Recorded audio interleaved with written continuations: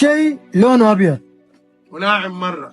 ناعم مرة؟ كيف ناعم مرة؟ ونحطه في الشتاء ويكون في الارض وبعد فترة يروح. يكون في الارض وبعد فتره يروح.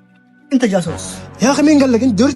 اقول لك انت جاسوس. كيف عرفت؟ في الارض وبعد فتره يروح. يا أخي قرفتونا، خلونا نصوت ونكشف الجاسوس، وأنا تصويتي يقول أنت الجاسوس.